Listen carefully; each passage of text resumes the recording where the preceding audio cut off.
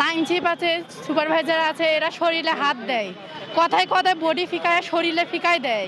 আবার অনেক সময় অনেক রকমভাবে অফার দেয়। পরিবারের কোনো রকম সমস্যা হলে আমরা অ্যাবসেন্ট করলে ওখানে গিয়ে 5 ঘন্টা দাঁড় করায় রাখে, চেম্বারে নিয়ে গিয়ে অঙ্গীকারনামা চায়, বলে তোমরা এখানে লেখো যে নেক্সট টাইম অ্যাবসেন্ট করলে ওনারা যেটা বলবে সেটাই আমাদেরকে মানতে হবে।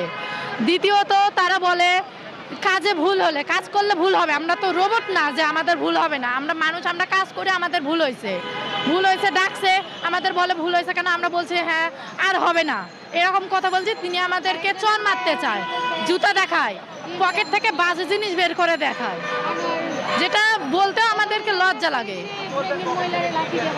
পকেট থেকে কন্ডম বের করে দেখায় যে কাজ করো, জানো না এই কাজ তো তোমরা ঠিকই করতে পারো, এটা করতে তো আর ভুল হয় না, এরকম অনেক বাজে বাজে কথা বলে। মনে করেন বৃহস্পতিবারের দিন ছুটি চাওয়া যায় না, ছুটি চাইলে ওরা বাজে কথা বলে যে আজকে বৃহস্পতিবারের দিন, আজকে তোমরা বাজে কাজ করবে বাসায় গিয়ে।